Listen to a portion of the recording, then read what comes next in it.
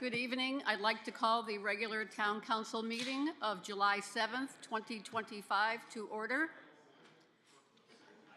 If you would all please rise for the Pledge of Allegiance, if you are able.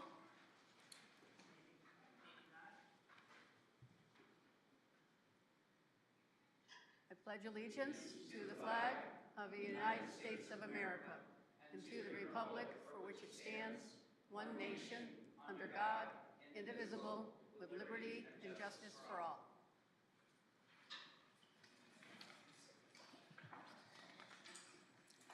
Roll call, please. Councillor Ouellette, Councillor Buganski, Councillor Lewis, Councillor Balboni, Mayor Delnicki. Here. Deputy Mayor Carey. Here. Councillor King. Here. Councillor Fitzgerald. Here. Councillor Pendleton. Present. Okay, thank you. Okay, first, I'd like to take a moment to recognize the victims of the devastating floods in Texas this past weekend. Let's pause for a moment of silence in their honor.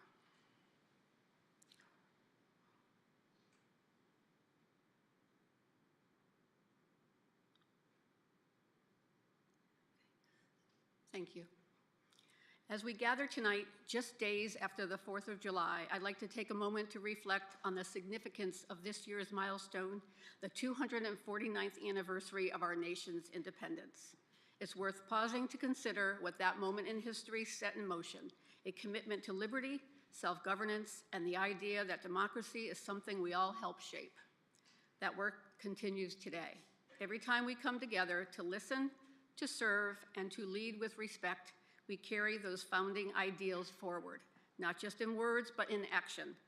And as we look ahead to next year's 250th anniversary, we're reminded that this work is ongoing and it belongs to all of us. Thank you. And now I'd like to take a moment to highlight someone whose dedication has made a meaningful impact on our town, and that someone is Ginny Hull. Ginny is the chairperson and founder of the Walk and Wheelways Subcommittee, established with support from members of our Parks and Recreation Commission. Under her leadership, the subcommittee has championed safe, non-motorized pathways that connect neighborhoods, parks, schools, and public spaces across South Windsor. In 2019, Ginny submitted testimony to the General Assembly's Environment Committee in support of HB 7157. An act concerning funding for bikeway paths, recreational trails, and greenways. It is an honor to present this proclamation in recognition of Ginny's leadership and lasting contributions to our community. Ginny, if you can meet me at the podium, that would be great.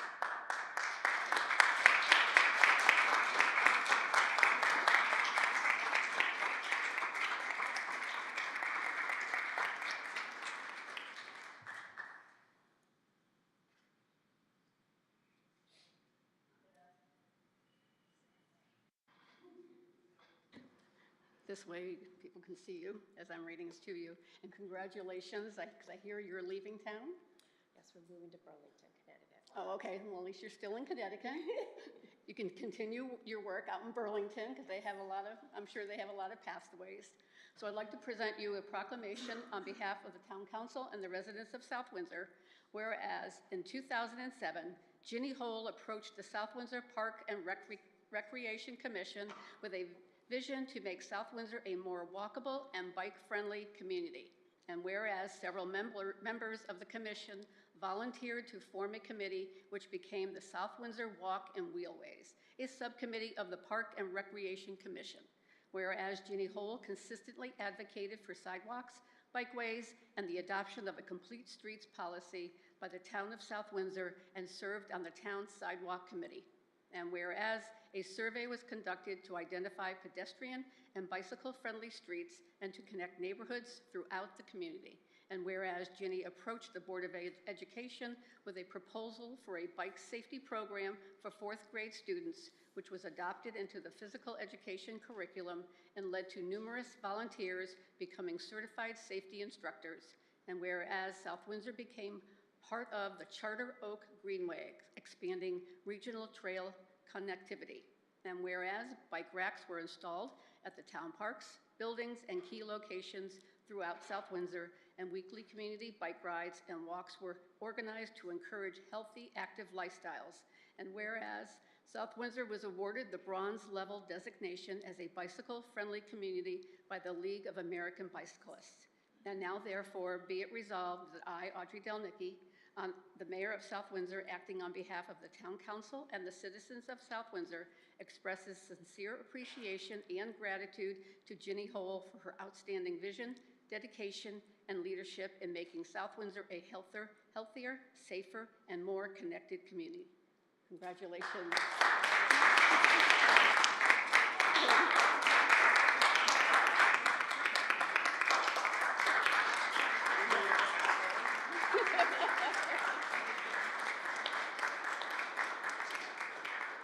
And now the state representative, he has a citation from the state of Connecticut for you. You know, there's an old TV show, This Is Your Life.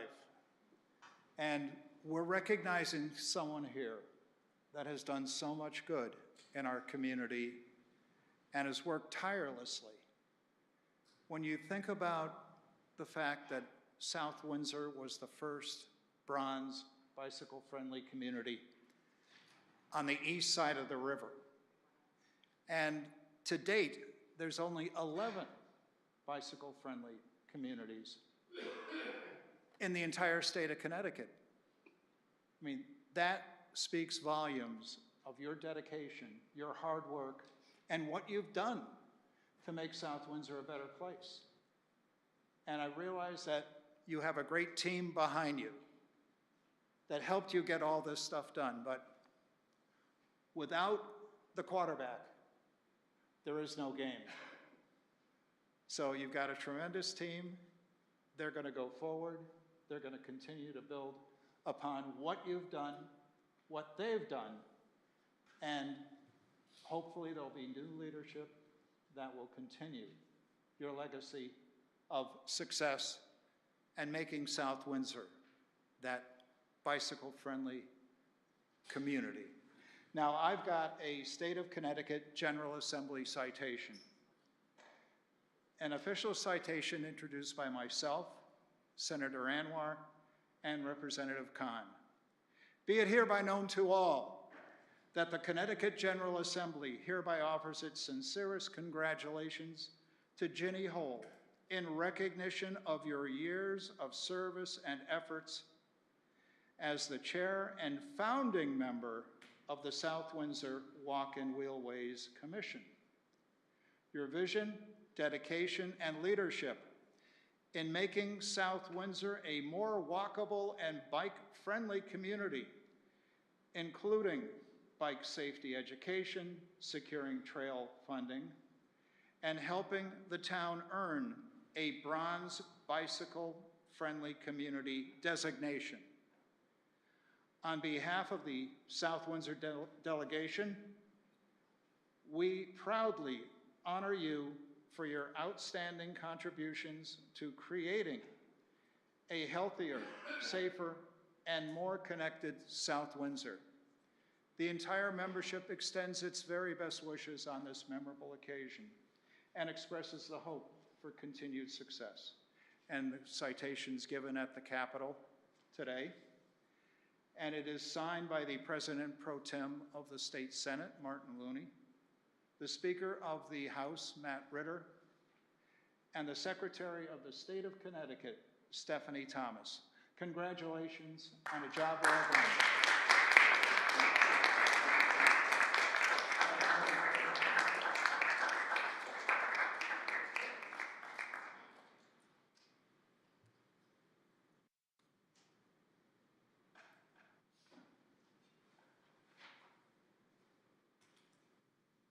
And remember, only 11 bicycle-friendly communities to date, and we were one of the first 5 of them.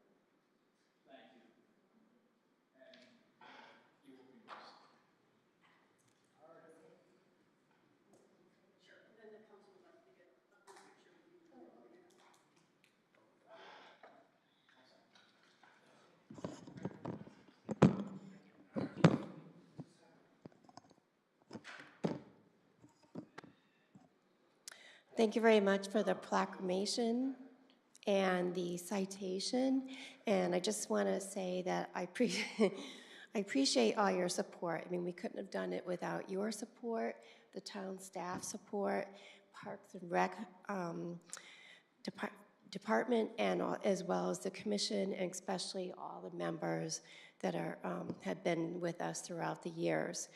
One thing I wanted to add is when we first received our bicycle-friendly designation, Representative Tom Delnicki was the mayor at the time, and so he was there for the celebration that we had to recognize the community, and so many people came out for it and went on our bike ride, and we've come a long way, because I feel like I see so many more sidewalks in town so people can walk easily around town.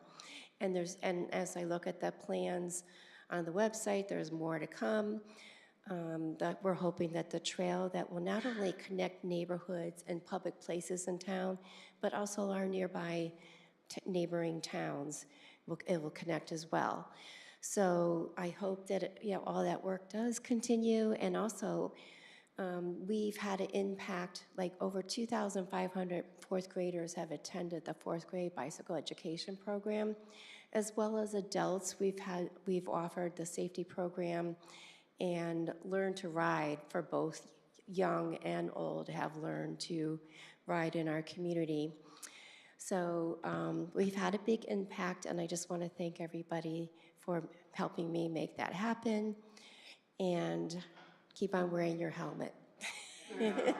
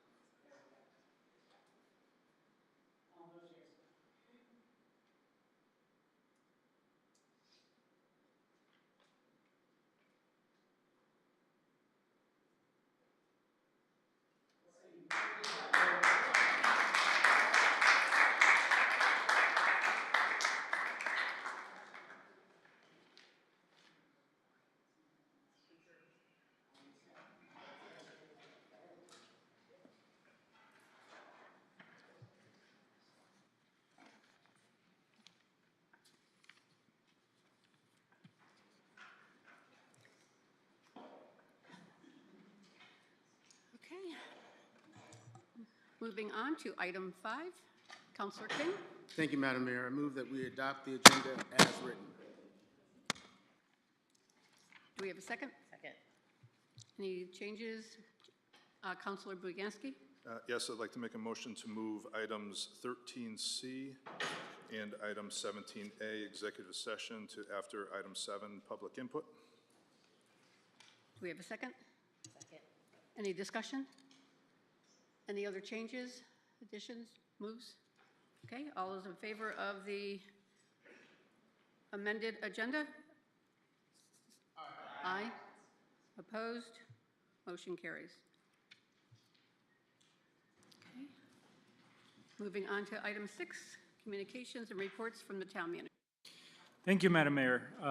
In terms of my report for all of you, Town Hall interior door, automatic opener, a new door and automatic door opener is on order for the ground level interior door.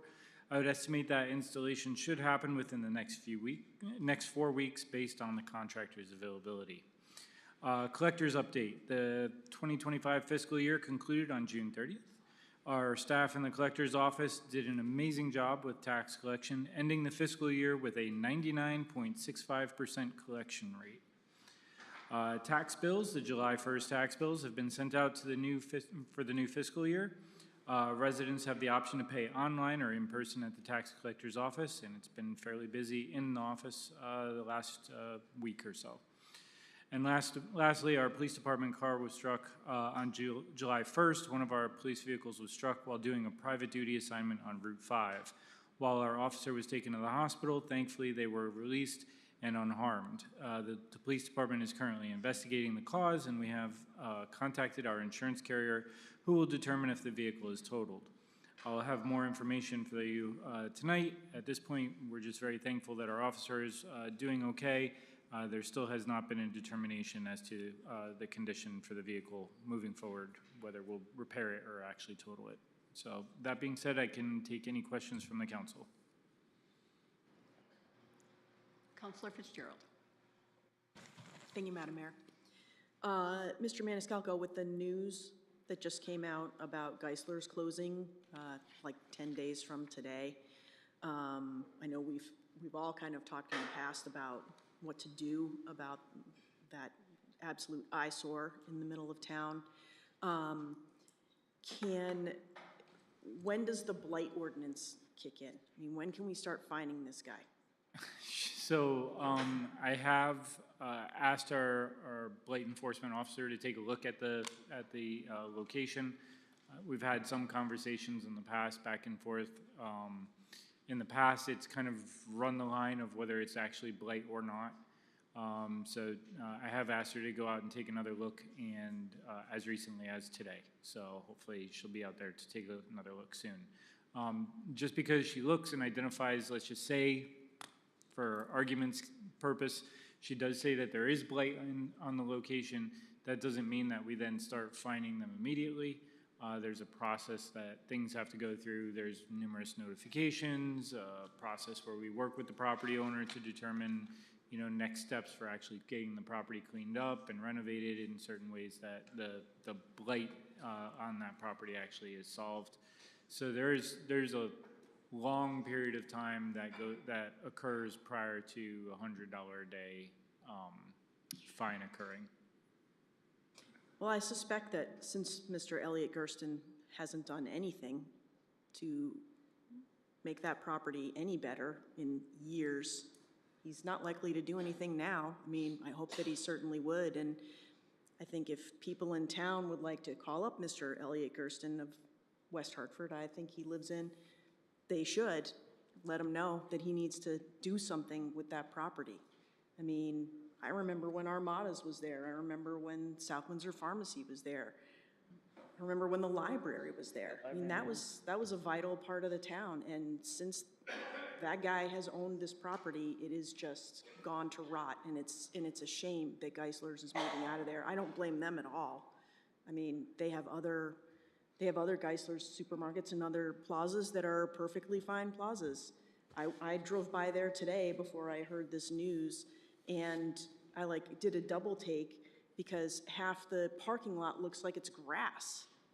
So, I mean, maybe Mr. Gersten can get out there with a lawnmower and at least, mow his parking lot so that we don't have to look at this rotting eyesore in the middle of town. Thank you. Councilor Pendleton. I concur with Councilor Fitzgerald that something needs to be done, and I'm also very devastated and very sad for our community and all the folks that come to love the Geisler's family and all the employees and the opportunities that they gave the young folks in our community to get a job and that family atmosphere. I'm heartbroken and I'm devastated over this, and I hope that he hears us loud and clear what he's done to the town of South Windsor. It's very depressing. It's very sad for a lot of folks in our community.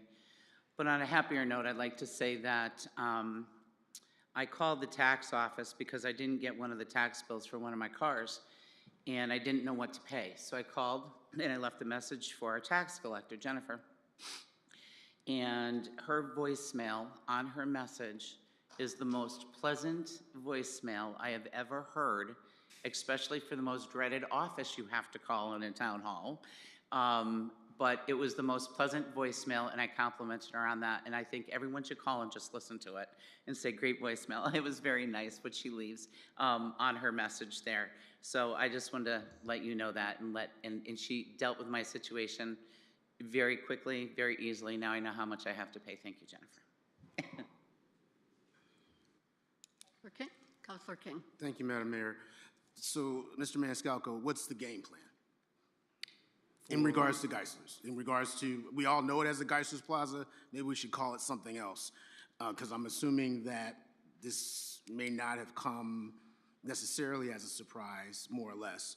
But what's the game plan? Well, I think from a redevelopment standpoint, because that's really what needs to happen in that location, you know, myself and the staff have tried to work with Mr. Gersten numerous times to identify, you know, next steps for him.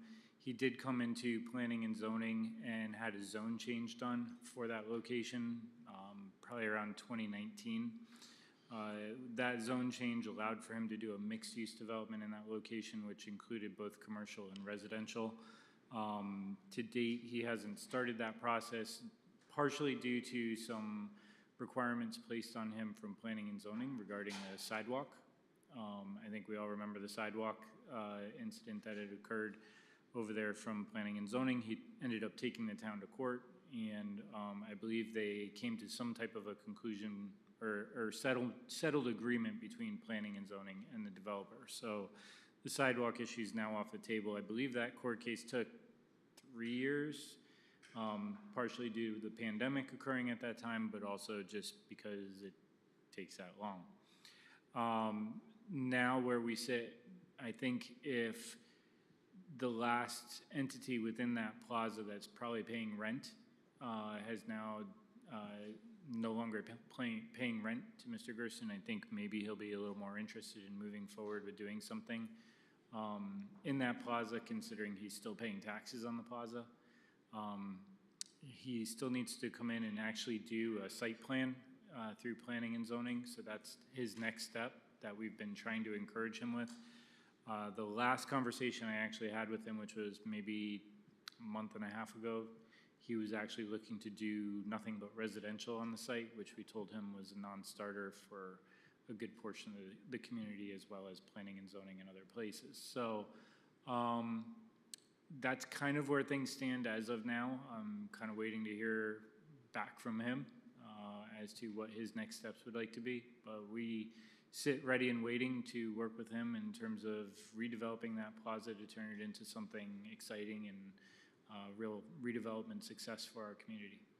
So is there, Madam Mayor, if I might, is there, so there is no recourse for the town of South Windsor in regards to a property owner from West Hartford? Is that? I mean, I think by recourse, what you're looking for is a redevelopment of that property, correct?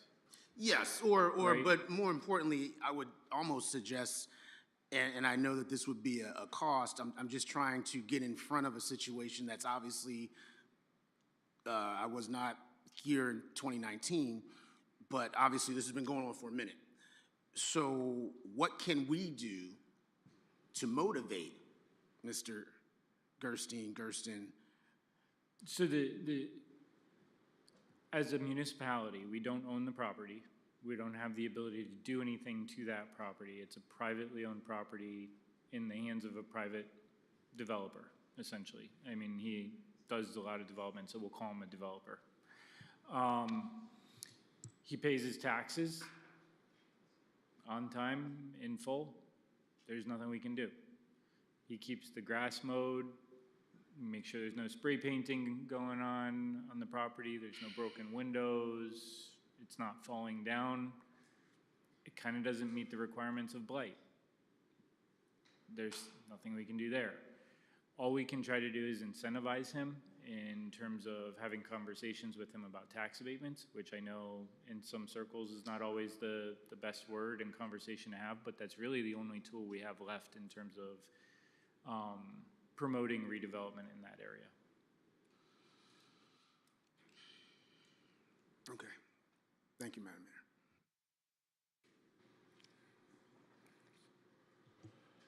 Councilor Baginski. Thanks. I'm going to change subjects, beat that one to death. I don't want to gloss over the fact that, you know, we obviously had an officer get injured recently. Correct. Fortunately, they didn't sustain any serious injuries. But my understanding on top of that is that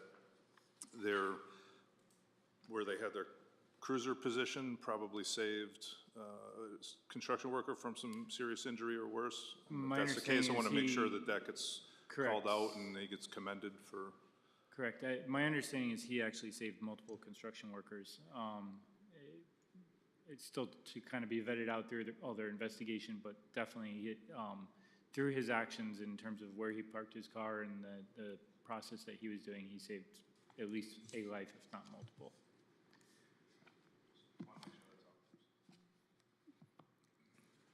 Okay. Nothing further? Thank you. Thank you. Okay, moving on to item 7, public input.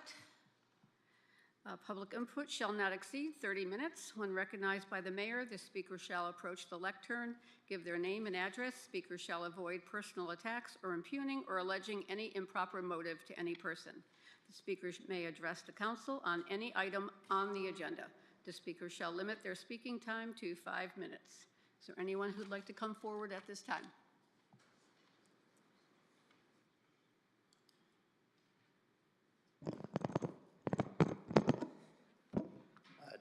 Excuse me, Mitchell Marks, 580 Miller Road. First of all, I'm not speaking on behalf of the Board of Education tonight. I am instead reading a letter and entering into the record a letter from on behalf of the South Windsor Parks and Recreation Commission.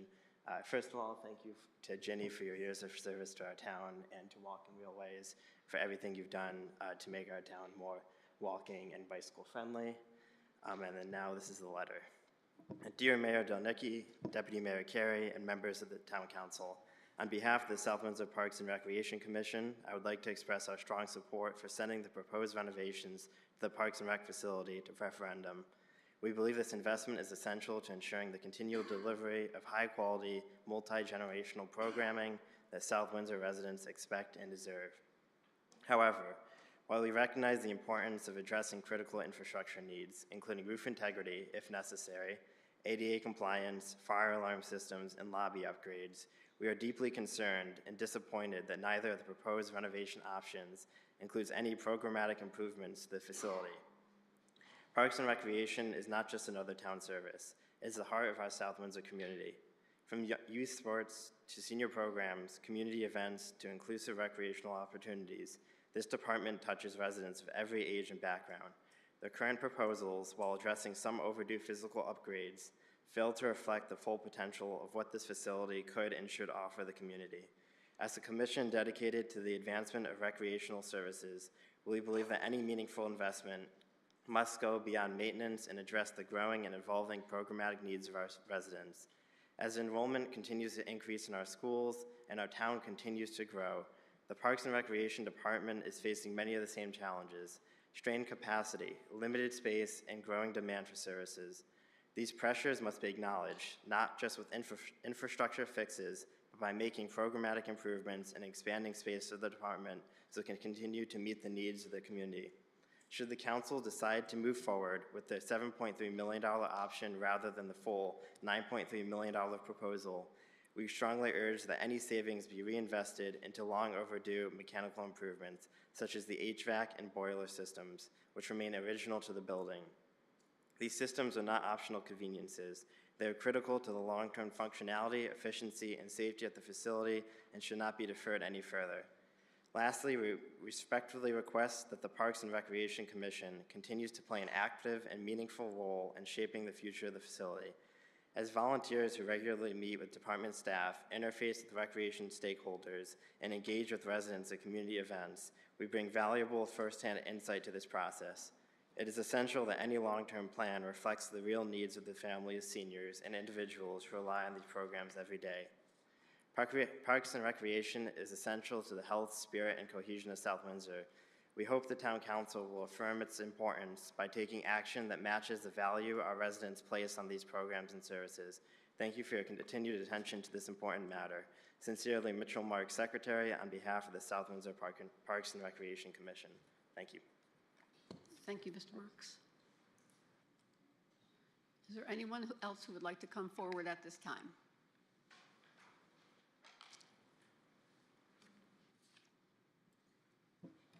Hi, Jenny Hull, 185 LaFolle Boulevard, and I'm just here to speak to support Parks and Rec and especially I was looking over the plans, Phase 1.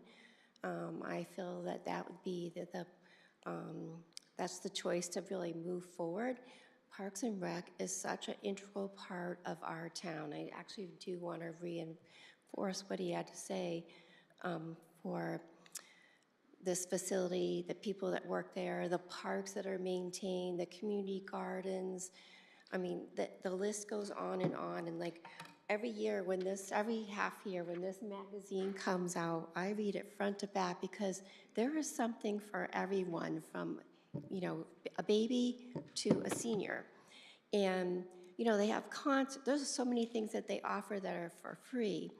And a facility where people can come and meet, socialize, learn new skills, is just a plus for everyone in town. You know, with the town growing, you need things to offer to people to keep them thriving, keep the spirit in this town, and build a community. So I encourage that you consider Phase 1 of the Parks and Recreation Facility. I think it'd be a great gathering place. Thanks. Thank you. Anyone else that'd like to come forward? Mr. Norman?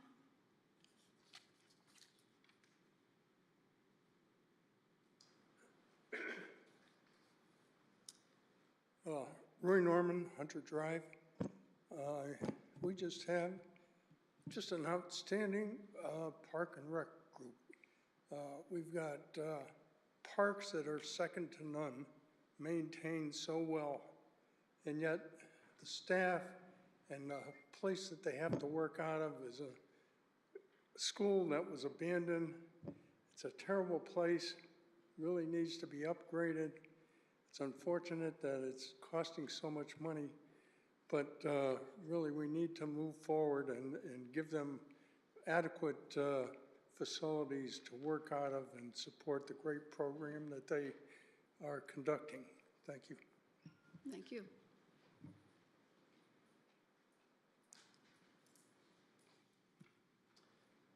Good evening, Jamie Hennessy, 105 Greenfield Drive. Again, I'm here in support of the upgrades that are necessary at the Parks and Rec facility. I've lived in South Windsor for the vast majority of my life. I have the unique place of having grown up here, moved away for a number of years, and then there's maybe a lot of my compatriots have moved back into town. I can tell you one of the reasons we did that is because of the amenities that are available to families in town, and one of those amenities that really I think everybody should appreciate that drives home prices and home values and the tax base is the Parks and Rec offerings that we have. And I just want to let people know that while this is a necessary expenditure to make sure that we have a safe, functioning building, it's by no means the last investment that this town should make into the Parks and Recreation facility or into those programs. They do a wonderful job with a growing community. So I just want to let people know on this council that it's really important to take that into consideration. People move here for the schools, they move here for the location, they move here for all the great stuff that Parks and Rec does and that the town offers. So I just want to, again, echo what other folks have said and say, please continue to support Parks and Rec. Thank you. Thank you. Anyone else like to come forward at this time? Going once? Twice? Okay. Moving on to 13C. Deputy Mayor Carey. Resolution accepting the resignation of Steve Cordero from the Inland Wetlands Agency Conservation Commission effective June 24th, 2025. Be it resolved that the South Windsor Town Council hereby accepts with regret the resignation of Steve Cordero as a member of the Inland Wetlands Agency Conservation Commission effective June 24th, 2025. And be it further resolved, the South Windsor Town Council extends its thanks to Steve Cordero for the time dedicated to serving the community by membership on the Inland Wetlands Agency Conservation Commission. We have a second? Any discussion? All those in favor say aye. Aye. Opposed? Motion carries.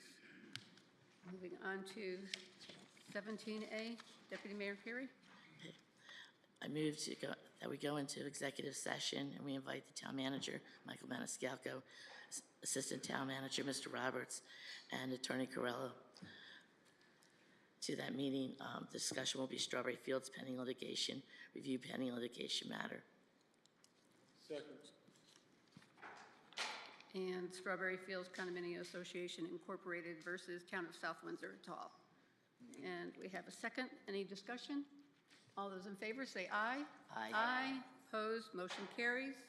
We will be in executive session, and we will return as soon as that is over.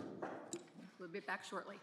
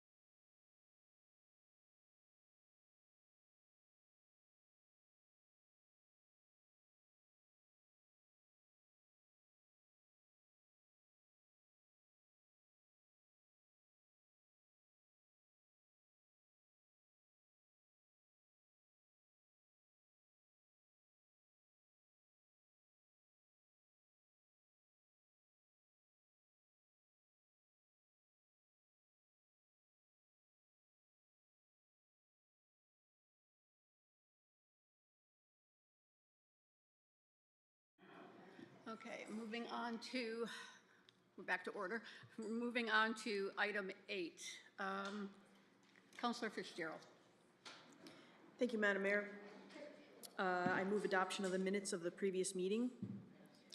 Be it resolved that the South Windsor Town Council hereby approves the minutes of the regular Town Council meeting of June 16th, 2025. Can you hold on one second, Councilor Fitzgerald? Sure. Excuse me. We can hear you way up here and it's distracting. Thank you. Second. Go ahead, Councilor Fitzgerald. I move adoption of the minutes of the previous meeting. Be it resolved that the South Windsor Town Council hereby approves the minutes of the regular Town Council meeting of June 16th, 2025. Second. We have a motion, we have a second. Any discussion, changes? Seeing none, all those in favor say aye. Aye. Opposed? Motion carries. Moving on to item 9, communications from liaisons, officers, and boards directly responsible to the council. Okay. Having none, moving on. Reports from committees. Okay, having none, moving on to item 11.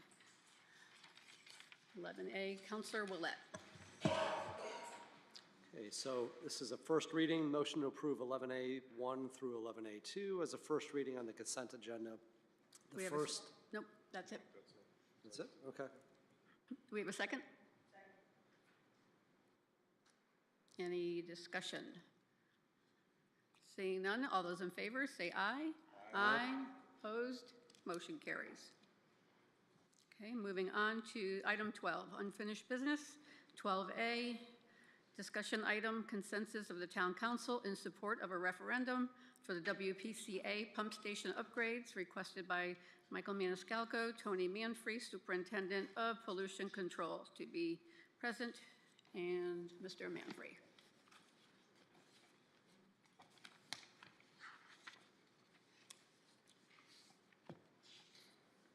Good evening, Tony Manfree, Superintendent of Pollution Control. I want to first thank Jeff LeMay for presenting last meeting in my place. I was attending my daughter's high school graduation, so I do appreciate his presentation. I thought he did a great job. There were some questions that he wasn't sure about, so I'm here tonight to address those. I have a quick presentation addressing those questions, and then I can address any follow-up questions you may have as well. So as it was discussed, the WPCA, the Water Pollution Control Authority, is looking to upgrade 3 of their pump stations. They're the 3 largest pump stations in town, and the idea is what the authority has been planning on doing was bonding the money. In order to do that, it needs to go through the referendum process, and that's why I'm here tonight to ask, to be the messenger from the authority asking the town council to put this question on referendum. The authority will be paying the debt service, repaying the loans through the operating budget, the debt service budget that they maintain. So this will be paid through sewer user fees, and it will not affect the mill rate. The WPCA maintains a 10-year capital improvement plan. I took the first 5 years here. The first column is showing the project. Second column is the estimated cost in today's dollars. And a 3% inflation factor is built into this. The green block is the pump station upgrades. The first 3 pump stations are Benedict Drive, Clark Street, and Pleasant Valley, which are the 3 stations that are undergoing design and are ready to be bid once funding is secured. There are 11 pump stations in town, and the following 8 pump stations can be paid for through local funds as part of the sewer user fee. Just due to the quantity of the project, size of the project, and costs, the WPCA found it advantageous to bond these projects to keep user fees at a reasonable level. So this slide was shown. This is a estimate cost of the 3 pump stations. These are broken down. You can see the first column there is the description. Estimated cost is the second column. The total cost for the upgrades of the 3 stations is estimated to be $15.2 million. 1.1 or almost $1.2 million of that is grant eligible through the Clean Water Fund, leaving just over $14 million loan eligible through Clean Water Fund. So when the authority started looking at the budget and user rate and comparing them to the different options that they were looking at, the Clean Water Fund, as you can see, is a much gentler trend versus the statutory bond. The bars represent the operating budget, and the line is representing the projected sewer user fees. And this is mainly due, Clean Water Fund is both bonds are 20-year terms. The Clean Water Fund has a 2% interest rate, and there's a 20% resiliency grant for the Clark Street and Pleasant Valley pump stations. The statutory bond is a 20-year term, 4.3% interest rate, and it's not eligible for the Clean Water Fund grants. So right off the bat, you're doubling the interest rate, and we'd be missing out on over $1 million in grant funds.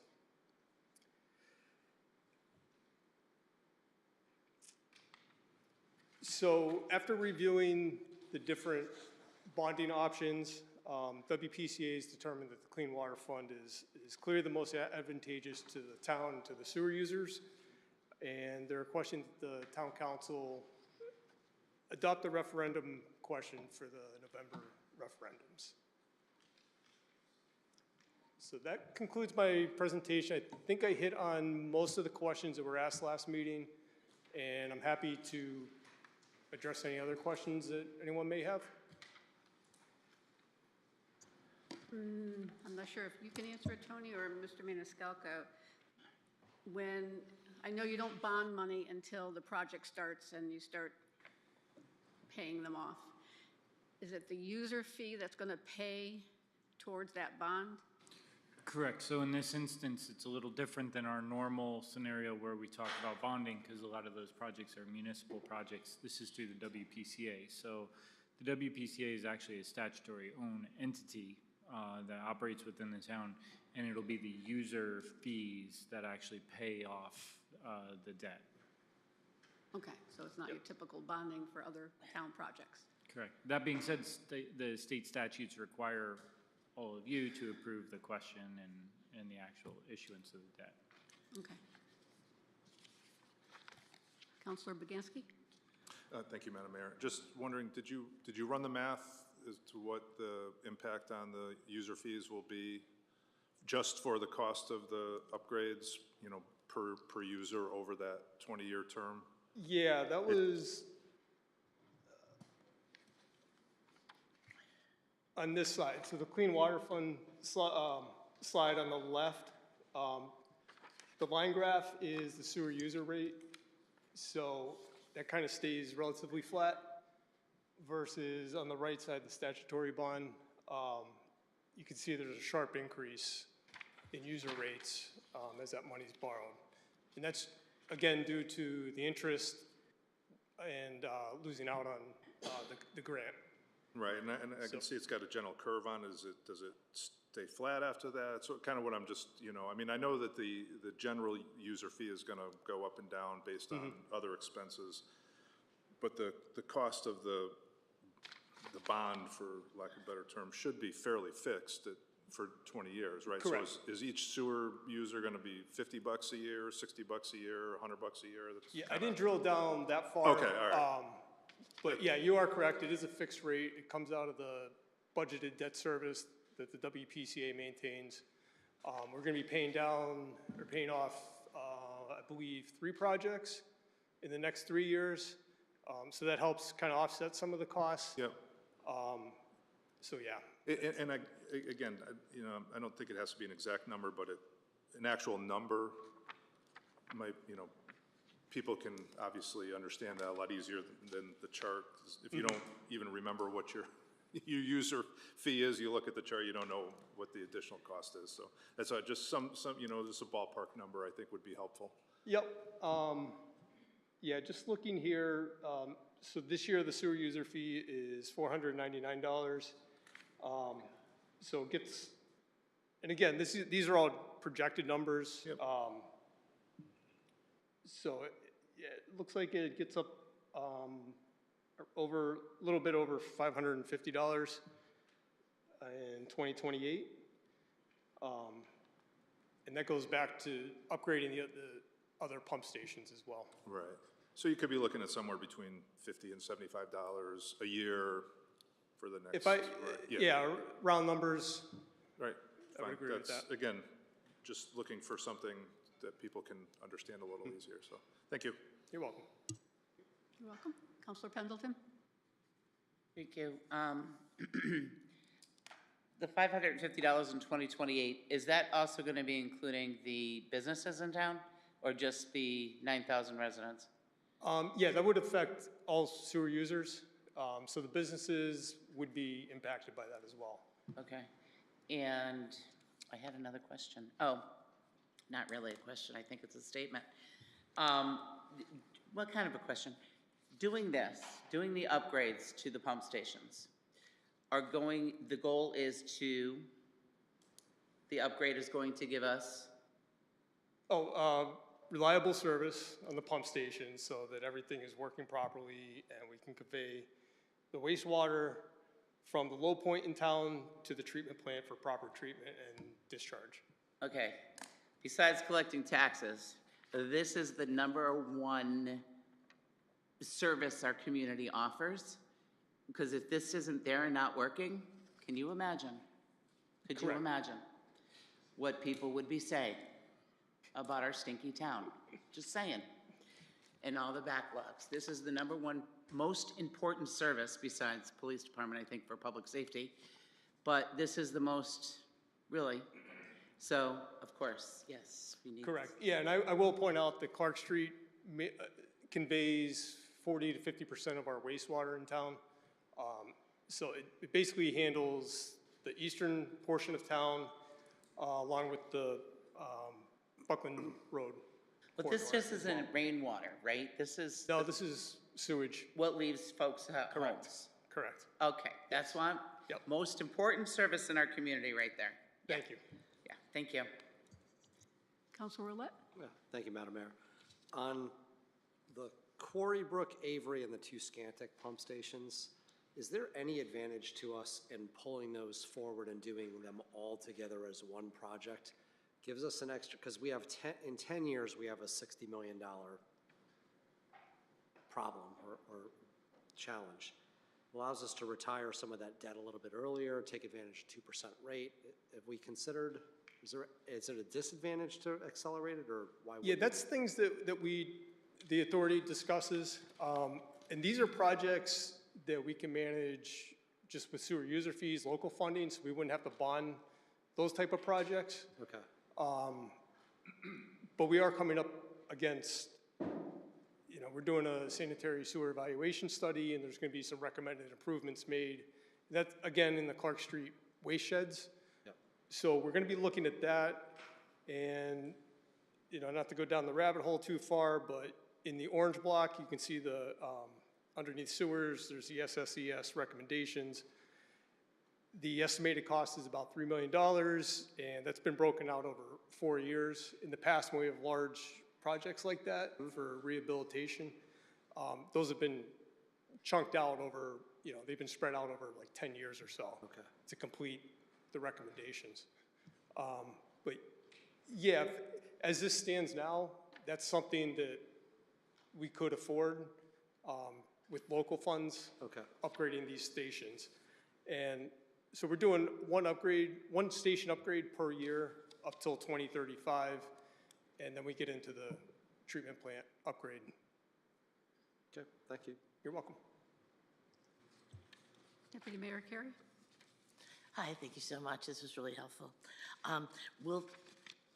with these changes, will we be able to handle the already, like, through P and Z approved developments that we're expecting at Evergreen Walk and Yeah, that, Foster Street? yes, and that does tie into the sanitary evaluation study. The idea is to gain capacity through repairing the pipes and rehabilitating the pipes in the future. There's technologies to line them so we don't have to dig out and replace all the pipes. We can reline them and prevent groundwater from seeping in through any cracks or breaks in the, or joints in the pipes. So the evaluation study will essentially free up capacity at the Clark Street pump station. But yeah, we'll be able to manage that. Thank you. Okay, see nothing further. Any other questions for Mr. Manfrey? Okay, next question is, do we have a consensus of putting this on our September agenda for a referendum question?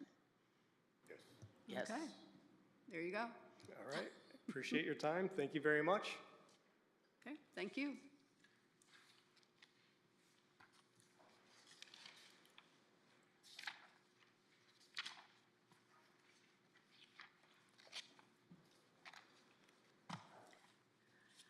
Okay, next on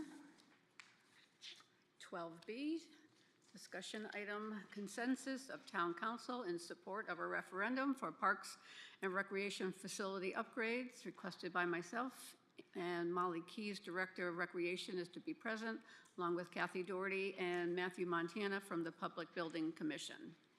And who would like to start with this? Mr. Montana.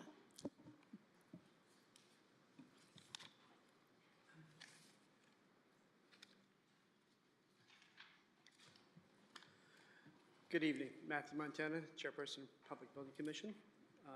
At the July 15th, 2024 meeting, the PBC recommended to repurpose the old Orchard Hill into a new park and rec facility. Excuse me, Mr. Can you just do me one favor? Yeah, there you go. How's that better? A little bit, yeah, just project a little bit harder then.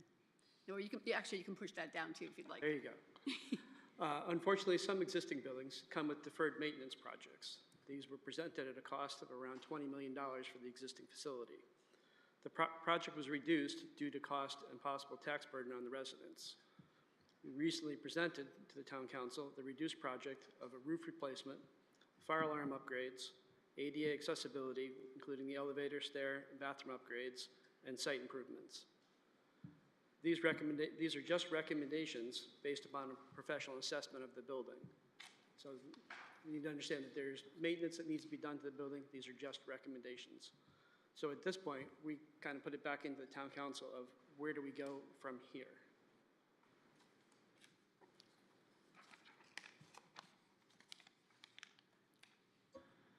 Councilor Pendleton.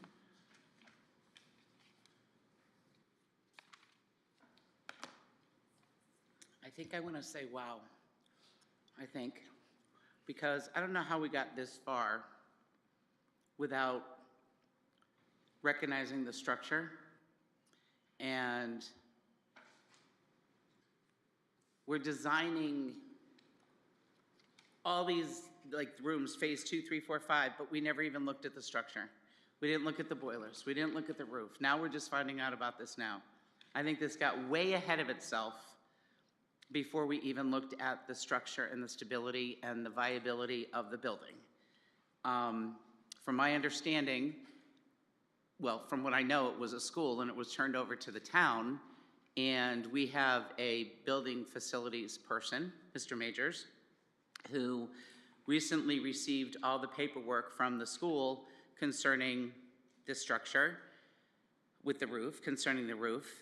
I don't know how it got this far, this fast, without us saying, wait, stop, somebody, let's look at the structure, let's look at the boiler, let's look at the roof, let's deal with all of that. And I understand that Mr. Majors never went to a PBC meeting, and it's concerning to me that we have a town, now a town building. Prior to that, it was a school, but now it's a town building, and this is going so quickly, so fast, to continue on without even knowing where we stand with the roof. Many questions asked about the old roof, how it was paid for. Many questions were asked, and I'm a little disappointed that Mr. Majors isn't here this evening to answer those questions. At least he gets invited, you know, to the council meetings to hear what's going on. So to sit back and say, how did this happen? How did this happen? I don't know. How did this happen? How did we not have the building person go to your meetings and say, this needs to be fixed, that needs to be fixed, this needs to be done? If I'm wrong, please tell me I'm wrong. You're wrong. Thank you. Tell me I'm wrong. How am I wrong, please? A year ago, we came here with 2 licensed professionals and presented to everyone here the repairs that needed to be done to that building, including a new boiler plant, mechanical system, lighting, everything else, to the tune of about $20 million. That was for fenestration, windows on the outside, and you guys kept asking the question, does this include the plan that was presented that had all the pretty pictures and Molly's full of fit out? And we had the phase 1, 2, and 3. It didn't include the cost for doing the demolition and the actual changes inside the building.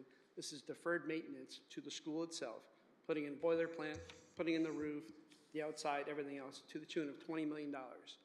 Everyone in the council said to us, we can't put $20 million to the taxpayers right now. We need to reduce it. That was a year ago. So we went back, reduced the project back to what we thought was the most important pieces. As Tom Arcari said, you definitely need to do and protect your asset. Number 1 is the roof. So that's what our recommendation back to you was. We have to do the roof project. In light of finding whatever we have with new documentations of, we have, here's a roof, there might be a potential warranty on it for 15, 30 years, whatever it might be, that's great. I'm still going by our licensed architect, his recommendation, the roof needs to be replaced. If Clay goes up there and finds out that the roof doesn't meet, good, that's a win for you guys. But we're just going by our person we hired, this is his assessment. I agree with his assessment, looking at the pictures of documentation of it. I would have given the same assessment. I've seen the drawings that were shared by Daryl. I looked at them, it looks like they did something. What? I don't have any idea. I wasn't part of it. No idea. I got you. Thank you for clearing that up for all of us. Mr. Maniscalco, where do we stand on the roof, please? In terms of what? Fixing it, repairing it, replacing it? So Mr. Majors would have loved to have been here. Unfortunately, he had a previously scheduled personal time set up, so he wasn't able to be here tonight. So that's Okay. the reason why he's not here. That being Forgive said, me. That being said, he has reached out, I believe, to some contractors, and I believe he's probably working with the PBC at this point to reach out to individuals to have a third party come out, take a look at the roof, as well as take a look at the warranty associated with the roof to ensure that we're not going to violate that warranty and determine next best steps moving forward for that roof. Oftentimes with roof warranties, if you do certain things to that roof, it'll then violate the warranty, in which case it doesn't actually exist. So we need to have somebody who's a roofing professional actually come out and take a look at it, which they're working on as we speak at this point, is my understanding. And it's only one roofer.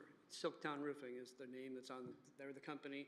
If you have anybody else, more than likely you're going to avoid your warranty. So Okay. it has to be Silktown. Okay.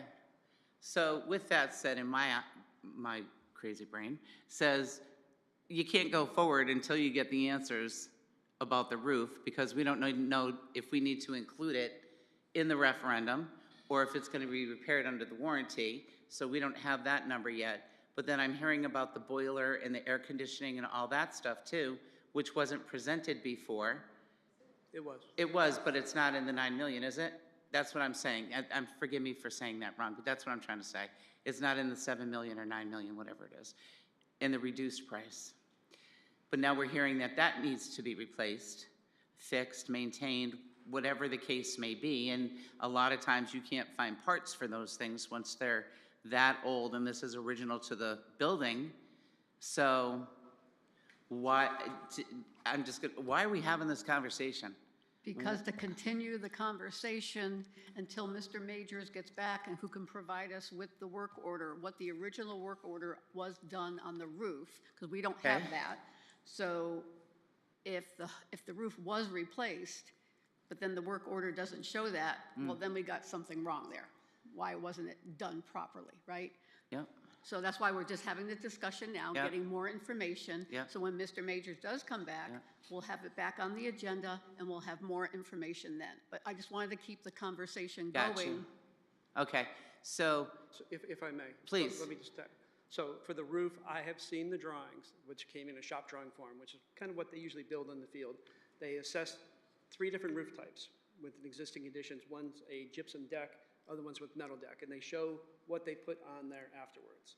They show a tapered insulation. So our discussion we had before, it does look like they put down product based on the drawings, but I don't know what's in the field. You just don't, there's no pictures or documentation, and based on what Tom said, when he went up there, Tom Arcari, when he looked and assessed the roof, it looks like they did not follow the drawings. We didn't have the drawings when he went up there. He just gave his opinion, saying the roof should be replaced based on some ponding water, the flashings around the perimeter, and things like right, that. we saw pictures of that at the last meeting. Correct. So, okay, that's great on the roof. We're going to wait to get more information from Mr. Majors concerning the roof. Go ahead. And then the work order should show if the items that are on the drawings, Correct. if they did what they did, or when a professional gets up there and re-looks at it, they'll say, no, this was not done. So we won't know until we see the actual work order to compare to the drawings. 2 things. It's not so much the work order. It's also Charles Warrington is working with Silktown. Called them. Unfortunately, it was during the holiday break, so they probably just mixed up with vacation schedules. He has them coming out there. They're going to do a test cut on the roof. At that point, you will know what is up there, whether it's fully insulated or not. You'll do a couple test cuts around the main roof and also around the perimeter parapets that you have, so you'll kind of know what's there. You know, based on our conversation we had, they didn't look like they replaced anything else, such as the mechanical curbs, any of the flashings around, you know, the vent stacks or any of the roof drains. So it didn't look like any of those were replaced during this time. Does it, since I don't know how to read these things, you do, does it, on the plans, does it show that? Nope. No? Okay. Nope. They had some neat details through it, but it doesn't look like they followed them, like with replacement if new. So they kind of just left them in place. Can I continue? Yes, you can. Thank you. And so then, now moving on to the boiler, are we going to be getting answers from Mr. Majors concerning the boiler and the cost of the boiler, the replacement of the boiler? If it's as old as the building, and how old is the building?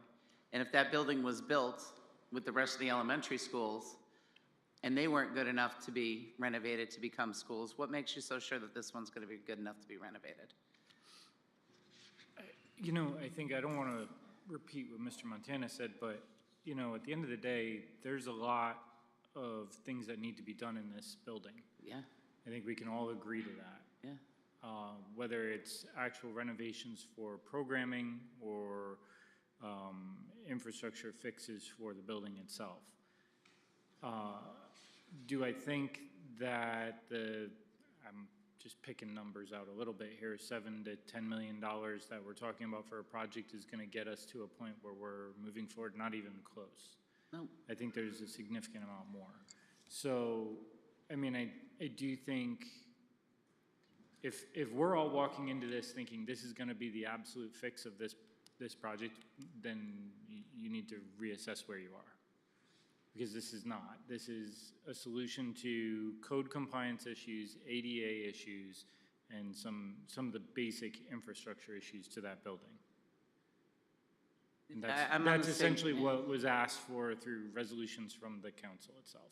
I'm on the same page with you, Mr. Maniscalco. It's like throwing good money at bad, and, you know, like a money pit. Like I didn't say that. Oh, well, I'm just saying, this is like a money pit. There's a lot of money that needs to go into this, and like you said, there's more that needs to be done than what just this $7 to $9 million is going to cover. So why are we forgetting the boiler? Why are we forgetting, you know, like leaving that part out? And we don't know about the roof yet. What are the other necessary items that need to be addressed with renovating this building? What's missing? Open up the can of worms. I mean, I don't have that. That's list. a can of And worms. I think the answer is open up your pocketbook. Do you see what I'm saying? It's like there's so much. Is it worth even renovating this building at this point? It's, I mean, you're looking at $20 million just to do the roof, the boiler, the ADA, the fire, and what else was there? there was window Elevator. replacements, there were elevators, there was all sorts of stuff on the inside, bathrooms that were in. It was almost a complete overhaul of the building. That was what you were getting for the $20 million. Tom had said, you can replicate that building for probably around $35 million. Taking the amount of square footage was around 42 or 47, I can't remember the number off my head. Replicate that building for around 30 to 35 million. So even if you spent the 20 million to do all these recommendations here, the maintenance recommendations, you're still left with the building as it was, and you have to still then implement Molly's plan of doing and you've got phase 1, 2, and 3. That's So still going to it's- bring us up to what, 40 million? It's a lot of money. I mean, we presented before a brand-new building at 2 different locations, one at Nevers, one at Orchard Hill, $80 million. Nobody wants to put an $80 million piece up on the referendum right Why now. 2 buildings? What do you mean? We looked at 2 different sites, one at over at Nevers, the other one at Orchard Hill, for building a brand-new facility, Molly's 100% program, pools, everything she wanted. Yeah. For around $80 million. In Guys don't renovating say this to go, we'll up to... go. It's not We're back to square one. We are. Do you want to keep an old building and renovate it and still get knee-deep in debt with an old structure, or we can go for the new structure? We've tried. That's been the battle from the beginning, correct? We have tried to jump through a lot of hoops in this journey we've been on for about 2.5, 3 years now. Well, if we were still at the old Wapping School, we wouldn't be having this discussion. And Mr. Akari and Mr. Warrington said the old Orchard Hill School is a solid building. It is. It's a solid. Just I don't think Wapping there's anything School, I wrong with think, the is older. structure. I don't think there's anything wrong with the structure of the building. But as with any old building, it doesn't meet today's energy code. Correct. It's a great building. It's a brick block, everything else. It's not going to leak. I'm not saying it's foolproof, but it's a good building. It will last a long time. But it doesn't meet today's energy codes. Do you know how old it is? I think 63. It should be Somewhere on around those there, drawings. because Wapping is older, so. It was built in 63 or it's 63 years old? I think it was built in 1963. Yeah, somewhere around there, that's about right. It's almost as old as me. Yeah, it's old. Okay. I don't know what you want us to do. We presented new buildings, different sites, whatever you want. I mean, we've looked at purchasing different buildings, which they were tax bases, so we didn't do that. I don't know what to do. I mean, where I stand right now, I cannot put this referendum forward for $9 million or $10 million, and you're not going to get anything out of it. You're not, to do the $20 million, to do a $20 million referendum and to look at that and get the boiler and get the ADA and get the fire and get the roof. Windows, do we get windows? That was in the 20 million, new fenestration, yes. Okay. Because of the energy efficiency or lack of efficiency. So where it stands right now at the 9 or 10 million, 7 to 10 million, whatever it is, I can't do it. It just doesn't make sense to me. It doesn't make sense. Thank you. Councillor King, I yield to Deputy Mayor Carey. excuse me? I yield to Deputy Mayor Carey, just in case she has a Deputy Mayor question. Carey? Well, I was going in order of who lit up, so. Yeah, go ahead, please. I mean, I think you did a great job. Thank you very much. I know that we have asked you to do multiple things over time. You, Molly, the whole commission. I mean, when,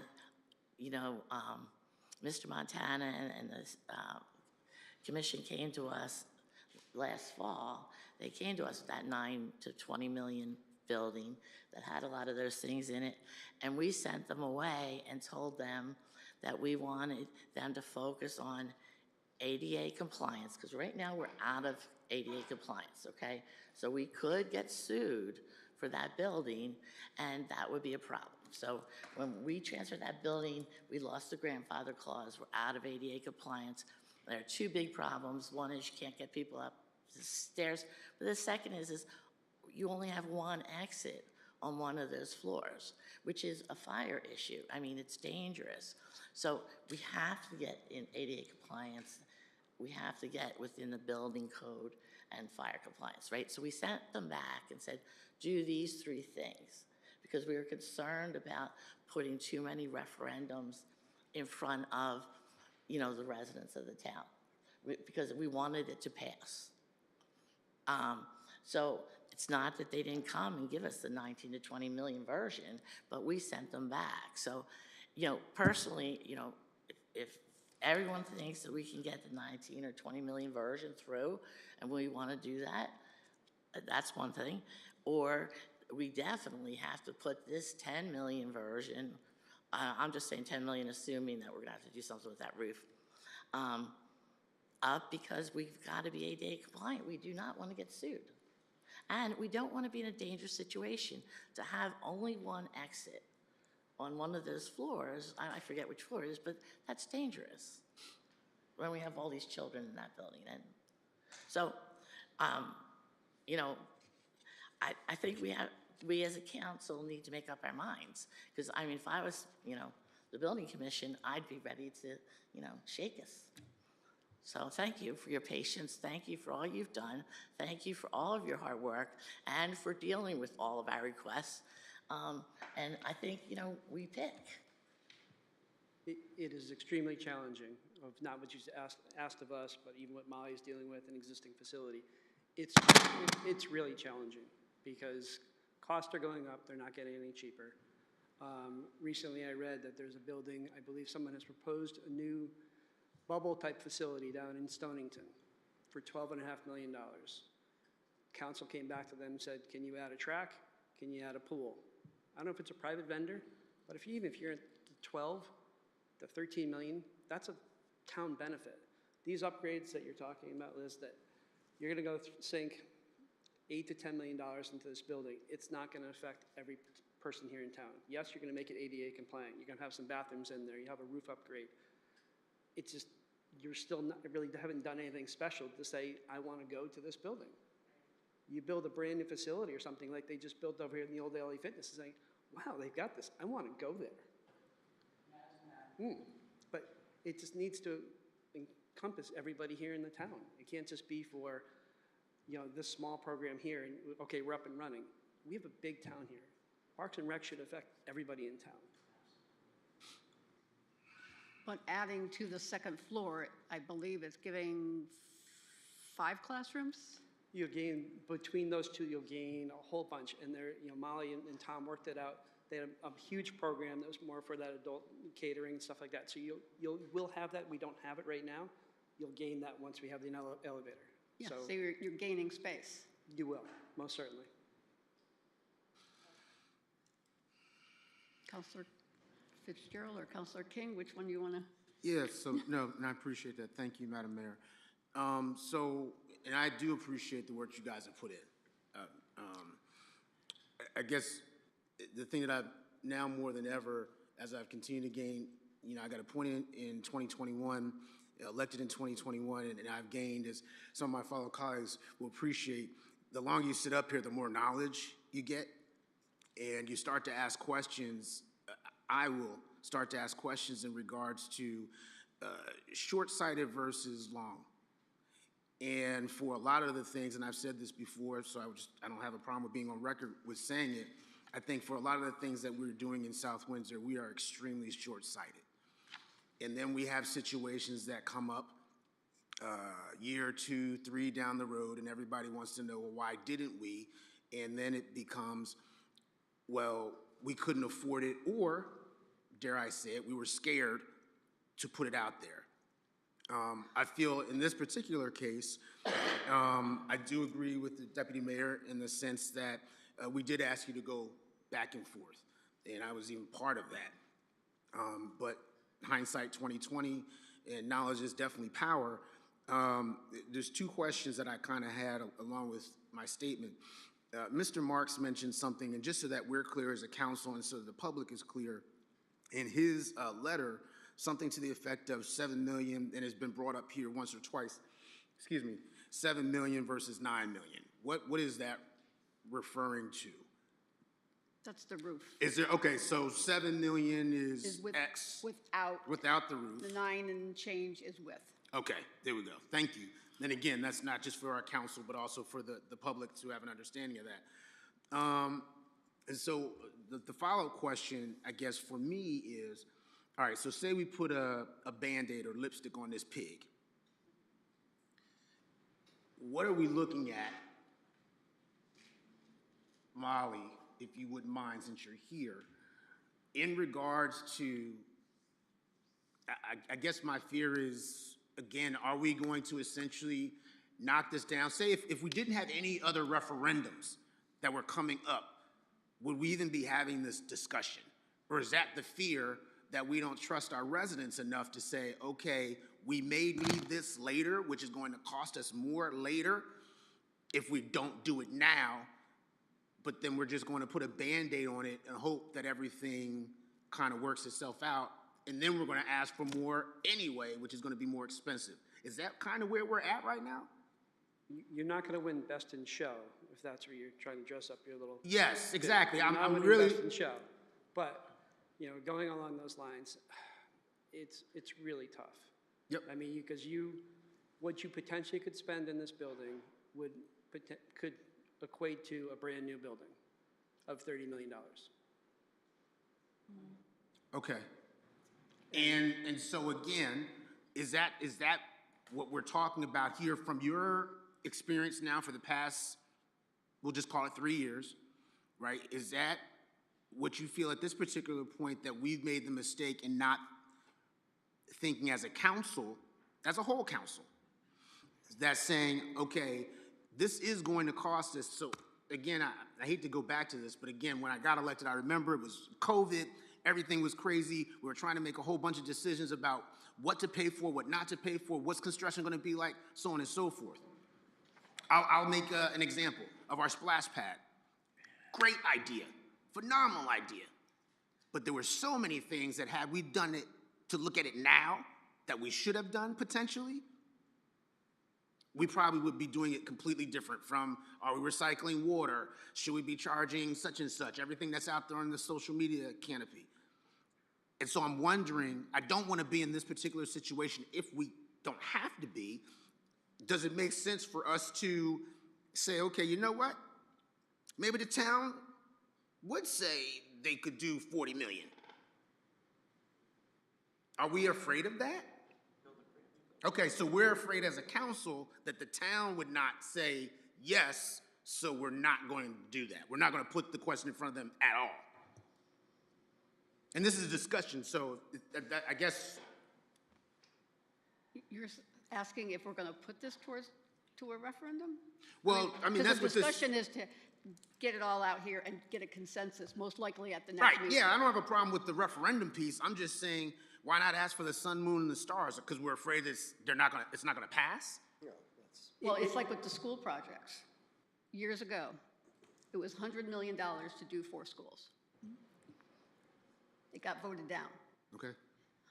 What did it cost us for Pleasant Valley? $56 million. That's just one school. Mm-hmm. So we've already gone down the route. And Excuse me, Deputy Mayor. I'm sorry. So, and we're going to have 5 questions. Right. And I think we were thinking of to narrowing the scope because we were really concerned with the ADA issue. That was the biggest thing. Yep. And then when Mr. Akari and Mr. Warrington said the roof, you should protect your asset, which makes sense. That's what we were concerned about. And then Councilor Pendleton brought up the fact of the fire safety codes, which also made sense. Right. So with that said, and again, I'm asking the question just because, so we're essentially willing to put this to a referendum for, say, let's just say the 10 million. say 10, yeah, easy. Okay, It's easy, yep. just easy. And then it passes. Congratulations, everybody gets a pat on the back, the work gets done, and then we're gonna go back to the town the following year or 2, maybe with a new council, whatever, and say we need to get a new building. Is that essentially where that's? I don't see that from my perspective. Okay. From that's my perspective. I'm speaking for myself. Right. So, Molly, if you wouldn't, is that, because what's your, because you got to work in this building. So I'm just trying to, again, again, this is a discussion, this is what it should be like, although the mayor has the control in regards to who asks and answers questions. But again, this is part of the discussion that we really need to have so that we're not having a short-sighted discussion because of fear.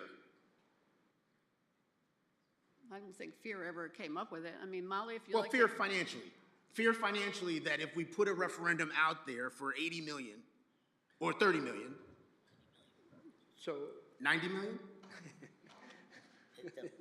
we'll present anything you guys want. No, yeah, we're past that. But if I've asked before, like, what's that comfort level of Yes, a you number have. that you're comfortable going out to referendum? Because I've discussed with certain PBC members, I may have even mentioned to several of you before, what would happen if Molly's program that she currently has, occupying kind of that one half that's closer towards Orchard Hill Drive, she's got the pre-K and everything else, the cafeteria, that whole wing. If you left that wing in place, tore down the other half of the building, built a brand new facility, $15, $16 million, whatever it might be, I'm guessing at a number, and it's her new program that she has. You're replicating that in the opposite side, and that's her big money winner. So they throw that out the referendum. Now she's got a brand new facility on the same site.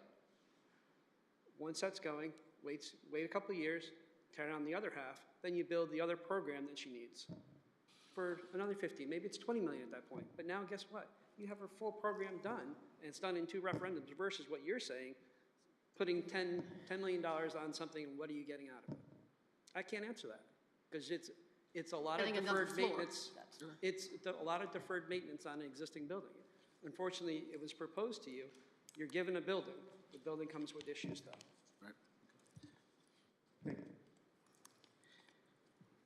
You're all set, Counselor King? Yes, thank you. Okay, Counselor Fitzgerald. Thank you, Madam Mayor. I just had a quick question. So when you say that we're gaining space on the second floor, is that just because we're gaining access to the second floor? Correct. Okay. Correct. All right. Because I thought that they had said, when they did the presentation the last time, in the last meeting, that they were actually going to be losing a couple of classrooms or losing a part of a classroom up there to make way for the ADA compliant bathroom that would have to go up there. But you're talking about, when you were saying that we're gaining space on the second floor, we're just gaining access to the second floor. Correct. Okay. Correct. Okay. Okay. Yeah, I mean, I want to give Molly what she needs and what this town needs to have a good Parks and Rec building and department. And I'm just worried that, we did all the renovations to the schools, and like you look at PRS and you look at PV, they were both supposed to be just renovate as new. They weren't supposed to be tear downs, and then they got in there and there was just so many, environmental things and whatnot that it just made more sense to tear them down and start fresh. And I just worry that, if we Band-Aid this building with, $7, $9, $10 million, I don't think, and I'm not speaking for Molly, but I don't think that gives her any more ability really to do much more than she's doing now. Like, I don't think it gives her the space that she needs to give the town the programming that we need. And I just worry that we're throwing good money after bad. I mean, I think the ADA stuff needs to be done and whatnot, but I just think we need to think a little bit bigger. Thank you. Counselor Willett? Thank you, Madam Mayor. So this was clearly phased intentionally. We have a building that is structurally sound. It is brick, concrete. Is it old? Yes. Is it going to stand? If we don't do anything to this, it's going to be there in another 50 to 100 years, period. May have a little water inside of it because the roof leaked. It's still going to be there. So this concept of throwing good money after bad, we're going to tear a building down that's viable and usable with upgrades, that's throwing money away. We can get a fully functional building, all in $20 million if we did all 3 phases, versus spend $30 to $40 million on a brand new building. that is it getting us $20 million of additional benefit? The answer is no. All right, that's the first issue. The second is, and I mentioned it, I'm scared. I'm not scared of spending money. I'm trying to be conscious of the citizens in town who, if we pass this, the field upgrade, and we still have the overhead and overhang of HB 5002, which is the housing bill. Did it get vetoed? Yes. Is it dead? No. It's coming back. It's either coming back in special session or they're going to re-adopt it in the fall session. So that will come back. If 5002 passes in even a moderately similar format to what was presented before, we're building another high school, period. We are not going to have control over planning and zoning essentially in our town. So now we have to say, oh, we're going to do $30 million or $40 million for a new Park and Rec's grandiose facility, which I love. Budget, not with money, with no concern about money. If we all won the lotto tomorrow, I'd love to have a new Park and Rec's building. But we have to pay attention to what we're spending because it impacts the citizens in town. If we end up with $30 to $40 million for that building, $10 million for the field upgrade, and another $100 million of debt for a new high school, that is irresponsible on our part. Our job is to ensure that we are not overburdening our citizens with a ridiculous tax increase. If all three of these happen, that's a ridiculous tax increase. So I am supporting, and I think it's logical, start off, get the building safe, ADA compliant, roof secure if that's not a warranty item, let's fix that.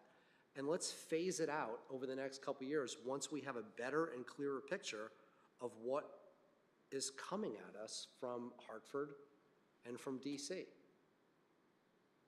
my comment. Thank you.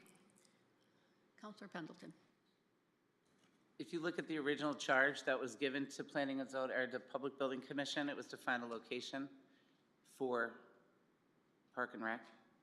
It wasn't to renovate a town structure. It wasn't renovate, that's not what their charge was. Their charge was to find a location. So they found a location, supposedly, a location. The first resolution, yes. I'm sorry? The first resolution, yes. Okay. That was the charge, that was the initial charge. Mm-hmm. And then it went on to, you know, discovering other things. I think my question is I'm sitting here and I'm listening to this, and what would be done with the $10 million as opposed to the $20 million, as opposed to the $30 million. Molly went and spoke one time to the Public Building Commission telling you guys what you wanted, what you needed. One time. And like I said, Mr. Majors never went. So what concerns me is that we're more focused on saving a town building and renovating a town building. We're not even addressing the needs of Park and Rec. Not even addressing her needs, not even addressing and looking at any of that. And that's not included in the 10 million. So is it wise to do it in phases like this and not have the answer about the boiler and still neglect the Park and Rec department where she has needs that aren't being met and go into the second phase? Do you honestly think that they're going to be willing to take on more debt years down the road? No, we have to build or renovate, or, thank you for sharing that, keep half the building, add on a new structure to that building, right? That's what you said? Is that how you explained it? Keep the cafeteria portion, and that's a great concept. That we never heard that before. That's a great concept. That would be great to hear and see. Maybe that would be worth doing. Imagine that. Where you can get the renovations of the building, of the structure that needs to be done, but also provide for the Park and Rec department. That's a really good concept. And what would that come to? I don't know, no idea. So if I could address a couple things. One, what's been presented, there's been lots of numbers thrown around. So the $20 million project, Mr. Lett, you were mentioning, that was not so much getting the building up to pretty much snuff, everything you needed to be done in the building. It still wasn't getting Molly her program fit out. That wasn't included in that $20 million. It's a whole different project. So when we were first tasked with find a new location for Park and Rec, we came back to you guys and said, we need to do kind of a fit out with an architect on board. And then once we started doing that, Tom worked closely with Molly. They worked together. We got the whole program in there. Molly's program that she has doesn't fit completely in all of Orchard Hill. Doesn't fit there. So that's why they phased it out and said, listen, we can have an auditorium, the pool area, or another gymnasium next to it. Those are the two latter parts that Liz is talking about, that the taxpayers come back and say, do you want to spend another $30 million for these two facilities? I can't answer that. I don't know. So the $20 million is getting you what needed to be done to the building based on the recommendations from our architect. That gets you the boiler, it gets all the lighting, gets you, it's almost a brand new facility on the inside. Mechanically, electrically, architecturally, gets you a lot of stuff. It doesn't fix Molly's program though. Molly's program that she has in there with the $10 million project, still not, it gets her up and running, now gains space in the second floor, then you have to do the modifications to all the classrooms to make her program work. She'll do the best she can because she does wonders like that. Maybe you don't have to do anything inside, I don't know. But we know at that point, she'll have access to the full building, she can probably get most of her program for the next few years. But what will be lacking is the natatorium, as well as the larger gymnasium. And maybe the other project is you put the 10 million in now, you do a large gym addition later on. I don't know. Just don't know. You can do that. But these are small little projects, but we just need to be told which direction you guys want us to go in. We presented almost everything to you guys need, but I don't know what the best project is. Well, your suggestion on keeping part of the old building and tearing it down, then add new there, that was never presented to us. I just thought of it. Good job. You just thought of it, or did you discuss it at planning, at the Public Building Commission? Never? No, I can't. Okay, so what?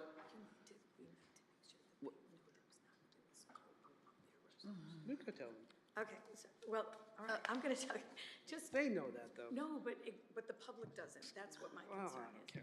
It needs to, we have to remember that the Mrs. public, Doherty? Kathy from the Public Building Commission.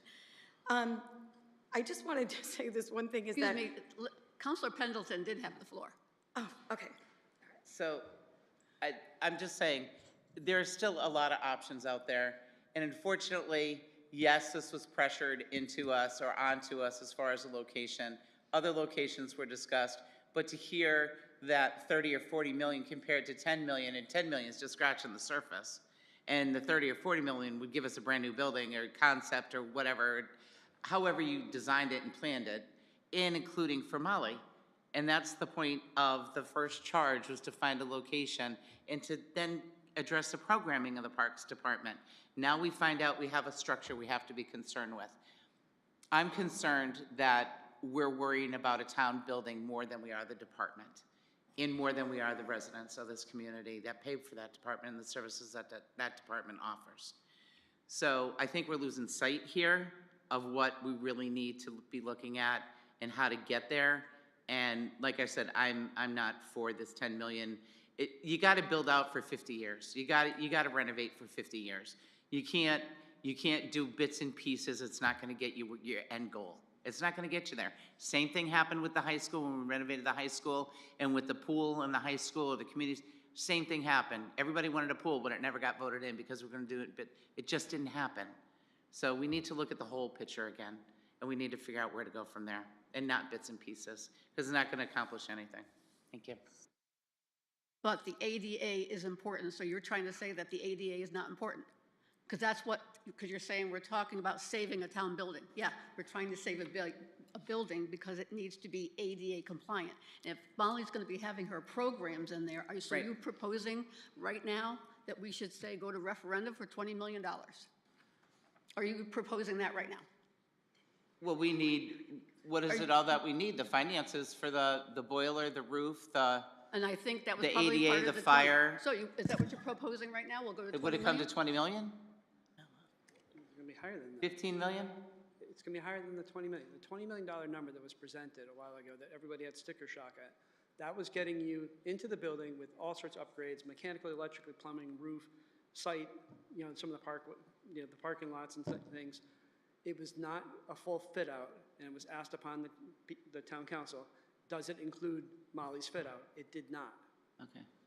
So you've got a $20 million number that's presented by Tom. That's not from Charles Warrington, so that's not including all your soft cost and your everything else. I have no idea what the number would be because we stopped that proposal at the 20 million because everyone had sticker shock and said, what needs to be done so we can get them into the building here? So we came back and presented the roof, the ADA upgrades, the fire alarm, as well as some site improvements. And that's what you have in front of you. I didn't have a sticker shock at 80 million, trust me. If you wanted to build a new park and rec, the 80 million, I didn't have a sticker shock at that with the new park and rec building. I did not, because our people in this community deserve it. If they want to pay for it, they deserve it. That departments deserve it. Our children's deserve it. Absolutely. And building a new structure, absolutely. I'm for it. Sure, that's what I'm saying. But to cover the ADA, Mr. Maniscalco, to cover the ADA, where do we stand legally with the ADA right now and where we would be in the future? And no, I'm not saying we don't address ADA. Of course we address ADA. Currently, right now, you don't meet the ADA requirements for that building. Okay. So you're in violation of the ADA. Okay. If someone were to come in and sue us today, Okay. you would be brought to court, and a Probably court would wouldn't have a decide. program either. Go ahead. The court would decide that we're in violation, and they would mandate that we make those fixes immediately. Okay. Which would not be a cost-effective solution for the taxpayers in the town. It would be a mandated solution. Okay. So if we're going to keep this building as a town building and not tear it down, we have to meet ADA. And looking at that, we look at the boiler, we look at the roof, we look at the fire, we look at all of that, including Park and Rec and how it's going to be affected.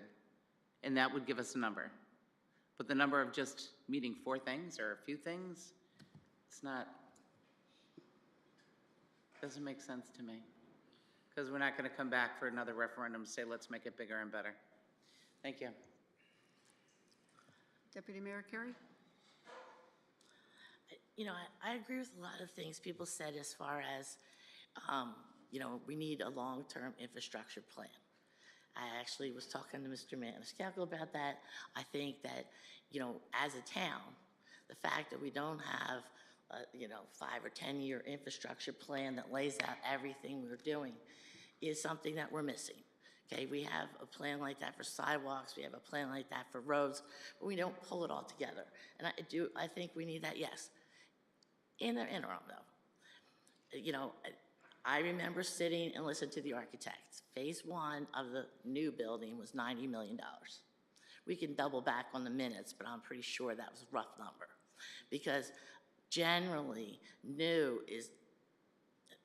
generally renovation is 50% of new.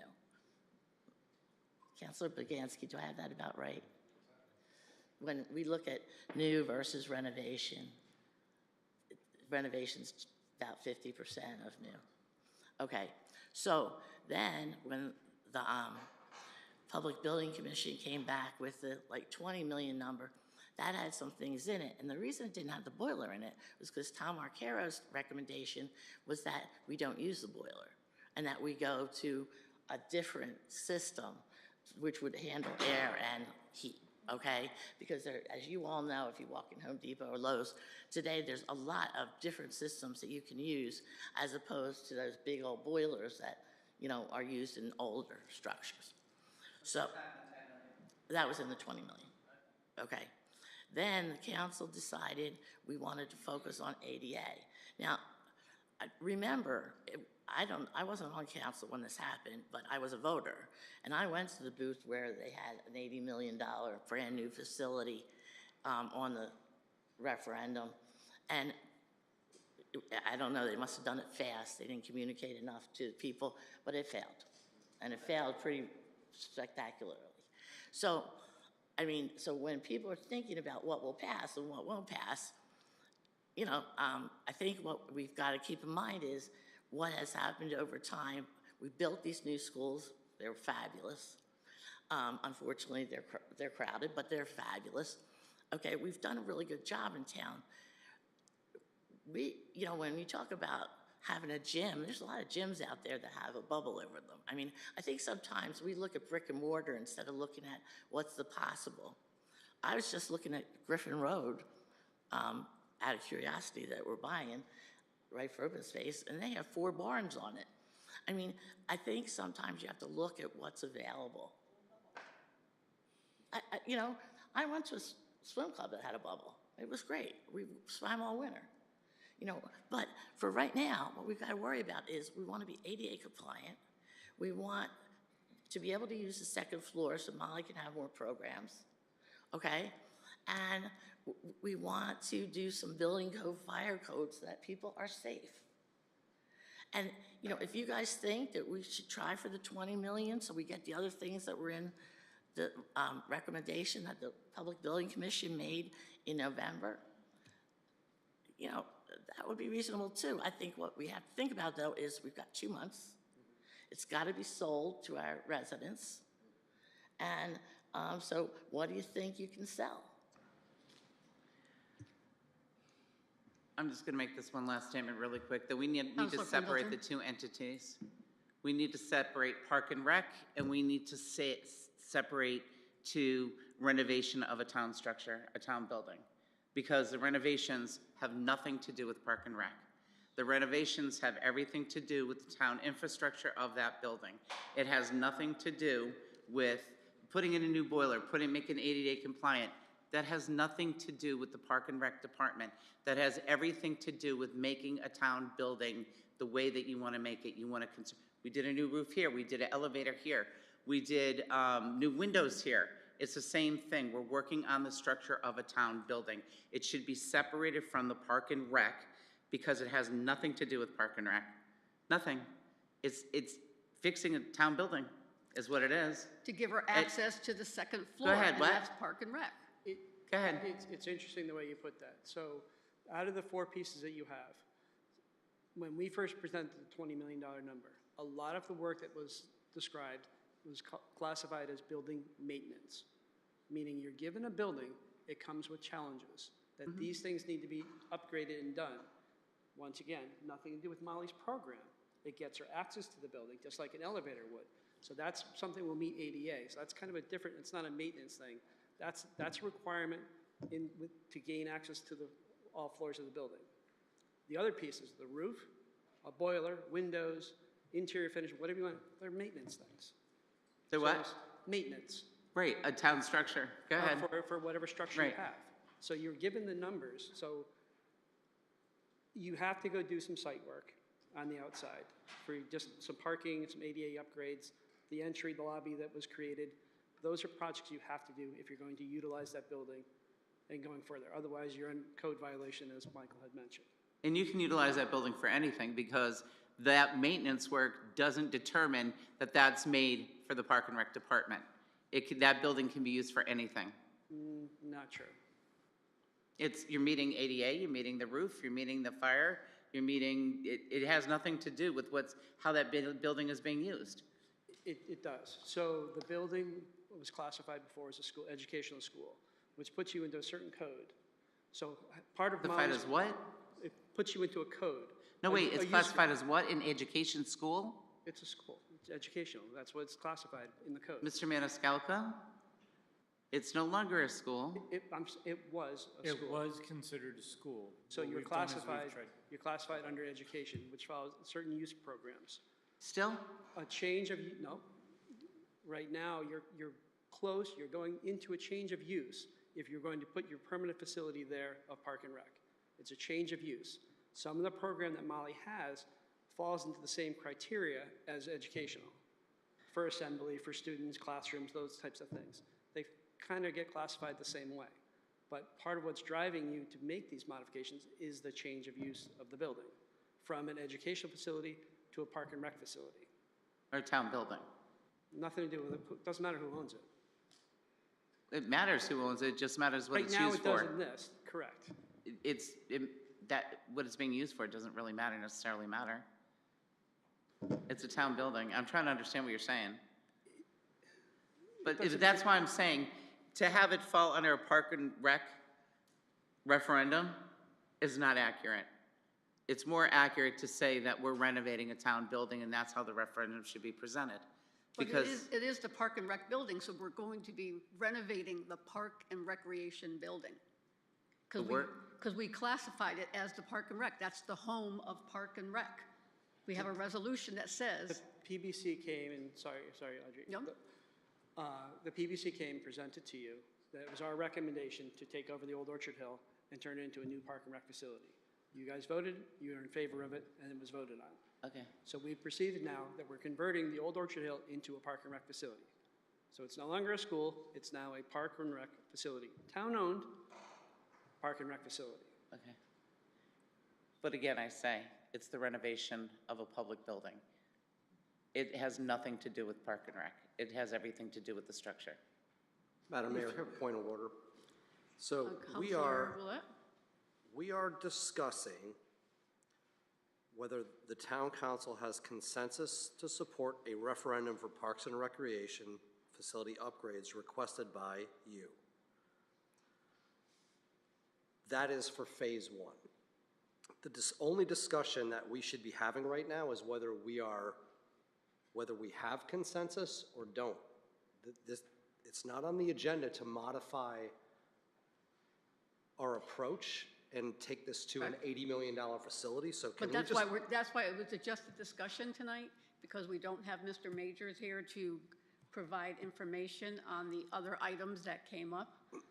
So we're not going to do a consensus tonight. We are going to wait for Mr. Majors to come back, and then at the next meeting, we can do the consensus on the 9 million 10, and whatever. round it 10 million. Okay. Yeah. Thank you. Yep. Good. I think we're good. Thank you, Thank Mr. you. Montana, for your work.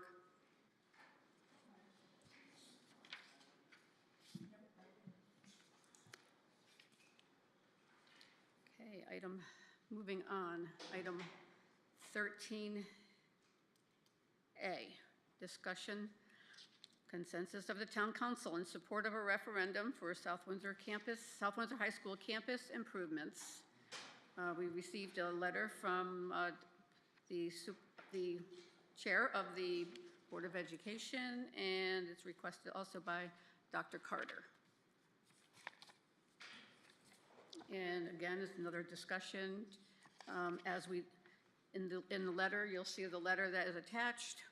It does not have total cost, which we will need for the discussion, and we will be moving this discussion onto the next meeting as well, because I spoke to Dr. Carter, and Chris Hawk is working on the numbers. But in the packet, if you notice, we have because the scope is not changing, and we have the numbers from the past two presentations, 23 and 24, and the only change will be the escalation costs. So right now, the last quote we have is $8,671,000, so it could go up probably another 500, but that's just a guess. But at the next meeting, we will have numbers, closer numbers, so that way we can discuss, so that way we're not guessing on what's going to go for a referendum, as we did discuss that we will be going to referendum on this project. But I did explain to Dr. Carter we need numbers, otherwise we're going to be going blind for our September 2nd meeting. Does anybody have any questions regarding this one? Okay, that was a quick discussion. Moving on to 13B, Councilor Baganski. Thank you, Madam Mayor. Resolution accepting a settlement agreement between the Town of South Windsor and Strawberry Fields. Be it resolved that the Town of South Windsor and the tax collector shall resolve the pending litigation in Hartford Superior Court, docket HHD-CV-23-6165848-S, Strawberry Fields Condominium Associations, Inc. versus Town of South Windsor et al., in accordance with the terms of a legal release and settlement agreement dated July 7, 2025. Okay, we have a motion, we have a second. Any further discussion? Okay, Seeing none, all those in favor say aye. Aye. Opposed? Hearing none, motion carries. Okay, moving on to 14, passage of ordinance. Having none, item 15, public input for any matter. Public input for any matter over which a council has jurisdiction shall not exceed 30 minutes. When recognized by the mayor, the speaker shall approach the lectern, give their name and address. Speakers shall avoid personal attacks or impugning or alleging an improper motive to any person. The speaker may address the council on any item over which the council has jurisdiction. The speaker shall limit their speaking time to 5 minutes. Is there anyone who'd like to come forward at this time? Okay, going once, twice. Seeing none, moving on to item 16, communications from the council. Councilor King. Thank you, Madam Mayor. First thing is that I just want to let all of our residents know that the next fair, I believe, is the Wapping Fair that's going to be coming. It's on September 4th through the 7th, so mark your calendars for that. Wapping Fair, September 4th through the 7th, over at the Mitchell Field. So that should be a good time. Had a good time with that last year. Second would be if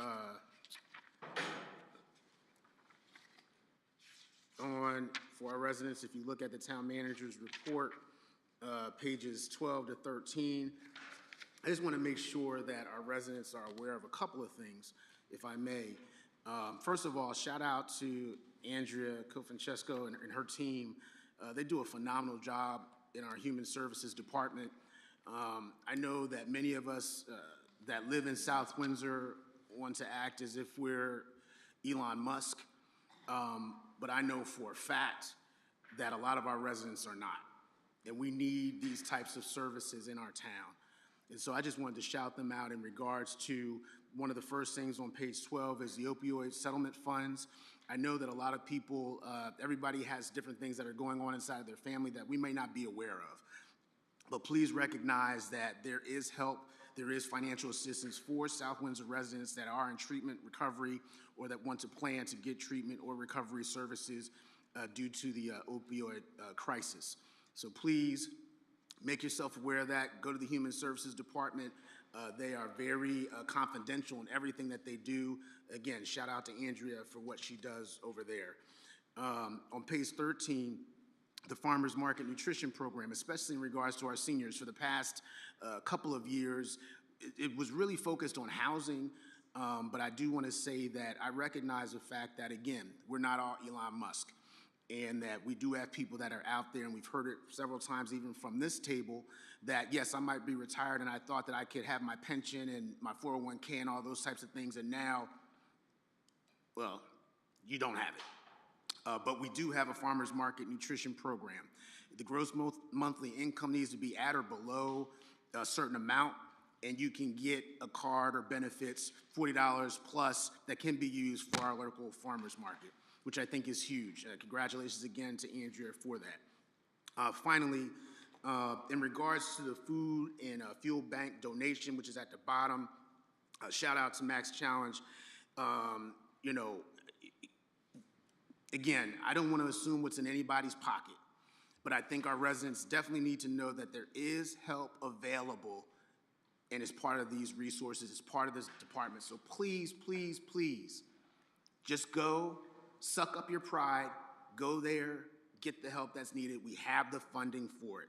So please, again, shout out to Andrea. I can't say it enough. And just a reminder that it is all confidential. Yes, it is confidential, everything. So please, you don't got to walk in there with sunglasses or anything like that.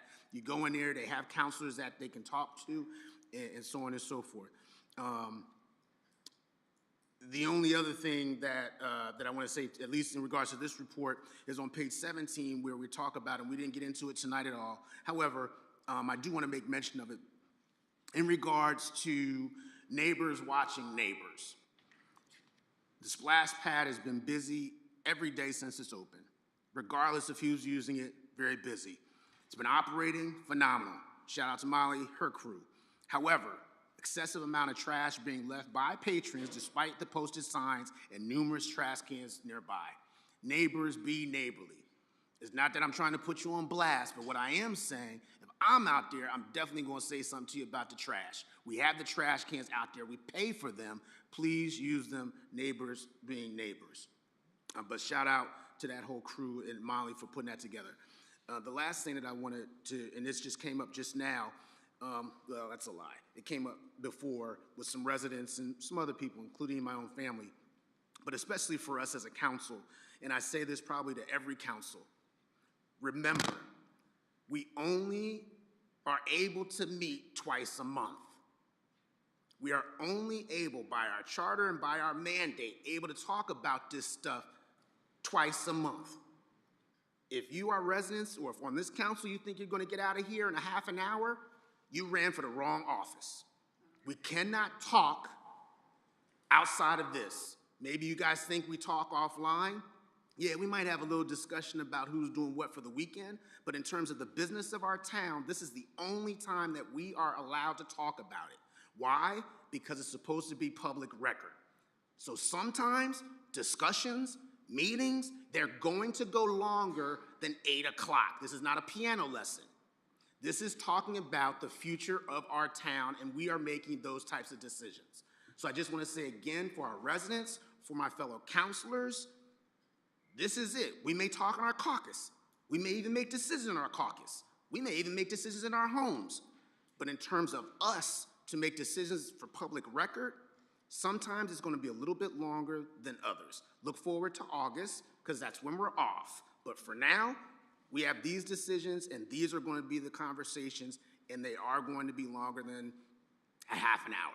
So I just want to put it out there that that's the case, only because that just kind of alluded to itself as far as our discussions. It's not a slight, it's just the reality of what we do. But again, thank you to everybody that puts in the work for our town. Unfortunately, I wasn't able to be part of the different parades and all those things that have happened, but I am thankful, and I do want to shout out to Mr. Maniscalco, only because he made us aware of a lot of things that were happening. I was not here when the tree fell down, and we were aware of that immediately. I was not aware at the time about the officer that got hit. We were made aware of that immediately. We are on top of these different things, but if we're not, if we are missing something, please, please, please, we can only act on the stuff that we know. Just make a phone call. Are you aware? Most recently, and then I'll end here, Madam Mayor, and I thank my fellow councilors for the time, the lights have been going out all over the place.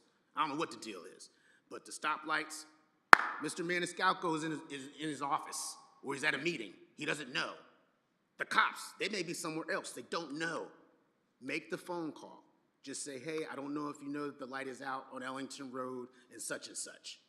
Oh, okay, I'll get somebody on that. And they've been very responsive. Shout out to the police force, even in regards to that. That's it. Just neighbors, just be neighborly, and just know that we're all in this to a certain extent together. Thank you, Madam Mayor. Thank you. Okay. Okay, all right, we've gone through executive session, already done that. We have a motion to adjourn. Second. All those in favor, say aye. Aye. Opposed, motion carries. Meeting is adjourned.